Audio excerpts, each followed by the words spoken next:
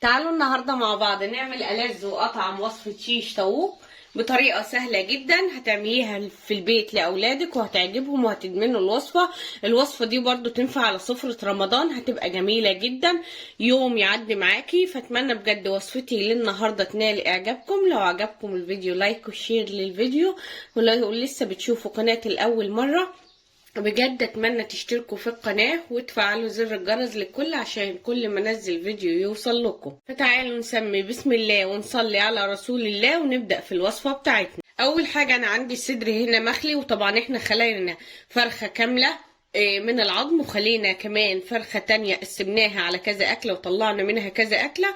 قلت لكم ان وصفات الفراخ كتيرة جدا وهنعملها مع بعض، فدي برضو من وصفات الفراخ اللي نزلتها على القناة. البانيه وصينية البطاطس، وعملنا من الهياكل يوم كامل غدا جميل جدا هنزله لكم في صندوق الوصف، وهنزل لك ازاي تخلي فرخة كاملة من العظم. فتعالوا النهاردة نعمل وصفة الشيش. اول حاجة بنيجي هنا بنشيل الموزة اللي هي مفصولة بالطريقة دي ونركنها على جنب، وعلى التانية بنفس الطريقة. وبعد كده نيجي نقسمه نصين بالطول، ماشي. بنيجي على كل واحدة بنقطعها المكعبات. طبعا بكمل اللي معايا بنفس الطريقة. دلوقتي طبعا هنبدأ نعمل التتبيلة بتاعة الشيش، فهنبدأ نركنها على جنب. انا غسلاها كويس قوي ونقعاها في محلول النقع. هنيجي هنا ببولة ونبدأ ننزل بالمكونات بتاعتنا. عندي هنا معلقتين كبار من الزبادي هبدأ انزل بيهم. كيس صلصة يعني معلقة كبيرة.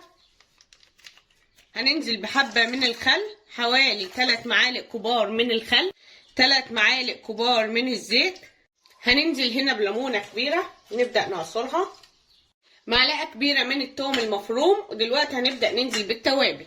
عشان التوابل عندي معلقة صغيرة ممسوحة من السماق، معلقة صغيرة مليانة زعتر، معلقة صغيرة ممسوحة من الفلفل الأسمر، معلقة صغيرة ممسوحة من الكاري، نص معلقة صغيرة ممسوحة من الكركم، معلقة صغيرة ممسوحة من البصل والثوم بودر، معلقة صغيرة ممسوحة من الجنزبيل، معلقة صغيرة مليانة من البابريكا، معلقة صغيرة مليانة من الملح.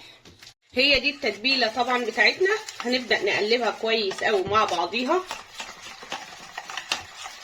طبعا دي ألذ وأطعم تتبيلة ممكن تتبلي بيها الفراخ المشوية. الزبادي في التتبيلة بيدي طراوة للفراخ وبيخليها جميلة جدا. الزيت والخل بيهروا معاك الفراخ، يعني لو مسوية فرخة كاملة الزبادي والخل والزيت بيهروا معاك الفراخ. فلما تحطي على فرخة كاملة بتحطي ربع كوباية كبيرة من الزيت وربع كوباية كبيرة من الخل، وبتعصري عليهم ليمونة، وبتبدأي تنزلي بقى بالتوابل اللي انت حباها. اي نوع تابل مش متوفر عندك استغنى عنه عادي. دلوقتي بقى هنبدأ ننزل بالفراخ في التتبيلة. دلوقتي هنبدأ نقلبهم. طبعا حبة تتبليها ساعتين مستعجلة وتشتغلي فيها على طول عادي، حبة تسيبيها ليلة كاملة عادي. دلوقتي احنا هنتبلها وهكيسها واحطها في التلاجة لمدة ساعتين، وبعد كده هنبدأ برضو نشتغل في الوصفة بتاعتنا. طعم التتبيلة جميل جدا فهيخلي الفراخ جميلة جدا، والنتيجة هتشوفوها بعينكم. بس كده بعد ما قلبتها كويس قوي هغطيها واحط عليها طبق من فوق وهدخلها التلاجة زي ما قلت لكم. دلوقتي طبعا هنبدأ نسوي الشيش مع بعض. فتعالوا نسمي بسم الله ونبدأ في الشيش بتاعنا.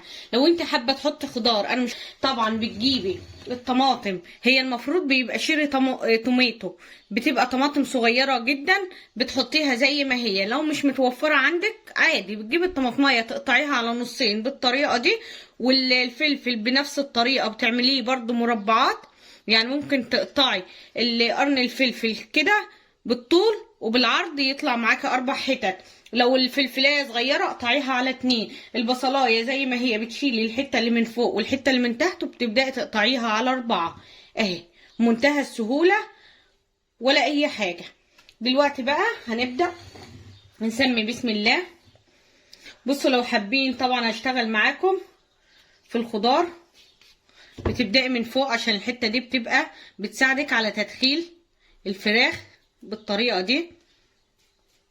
طبعا الطماطم بتبقى قافلة عليها اهي. حابة تحط فلفل اهو، ترجعي تحط فراخ. طبعا بتعملي كل واحدة على حسب الفرد اللي هياكلها، بحيث ان مفيش حاجة تتهدر معاكي. حابة تحطي بصل،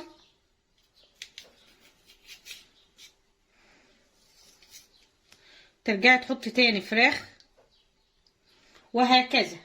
حابة تقفلي عليهم بقى بطماطمايه اهي، تحطي حتة فرخة كمان لو حابة تكبريه. يعني لو حد كبير عندك هياكله كبري عادي، مش هيجرى اي حاجة.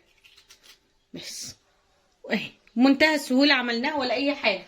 طبعا هنبدأ نحطه، طبعا احنا هنسويه في الفرن، فببدأ احطه هنا في صينية وببدأ اكمل بنفس الكمية. اما باقي الكمية هعملها معاكم من غير خضار، بس بتبدأي تدخليه كده جنب بعضه عادي اهو بالطريقة دي زي ما انتوا شايفين. طريقته سهلة جدا وجميلة جدا، اهم حاجة انك عاملة تتبيلة صح. وطبعا كده الخضار بيبقى شرب من التتبيلة اللي احنا حطيناها، عشان لسه كمان هنسقسق عليه. زي ما انتوا شايفين عملنا بخضار ومن غير خضار عشان اوريكم التسوية. التسوية كلها واحد. هاجي من نفس التتبيلة وابدأ اسقسق عليهم كده كويس قوي عشان الخضار معايا يشرب.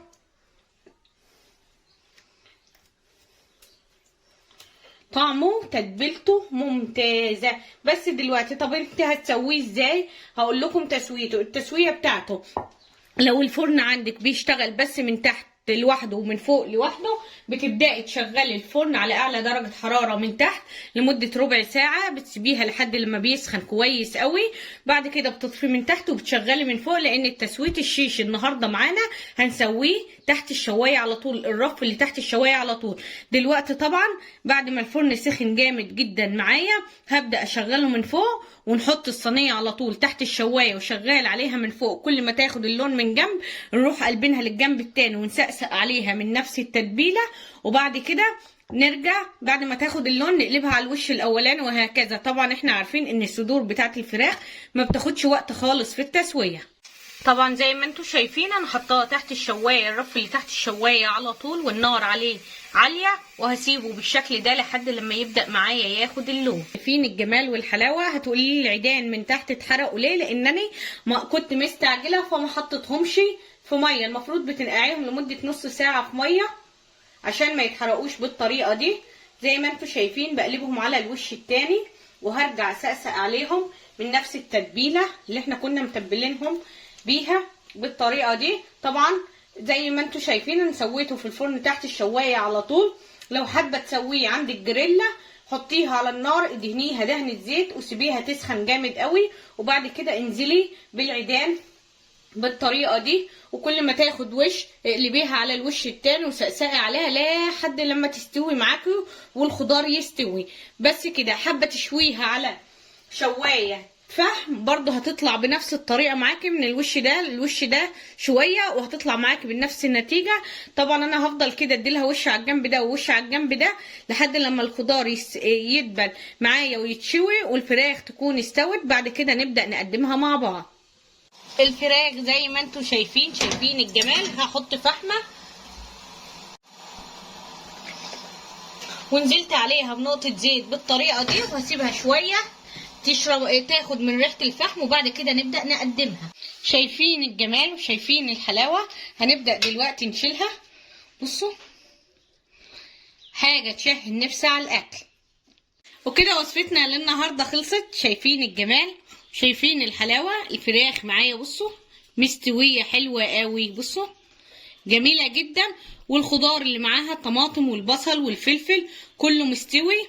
فالوصفه اكتر من رائعه، اتمنى بجد تجربوا. التتبيله الوصفه بجد خرافه، ريحه التتبيله طالعه والفراخ شاربه منها. فاتمنى بجد تكون وصفتي للنهارده عجبتكم. لو عجبتكم الوصفه لايك وشير للفيديو، تعمل جنبيها مكرونه سباكيتي، حابه تعملي جنبها رز بسمتي وسلطه سلطه خضراء وسلطه طحينه، ده كله بيبقى جميل جنبيها. فاتمنى بجد تكون الوصفه عجبتكم.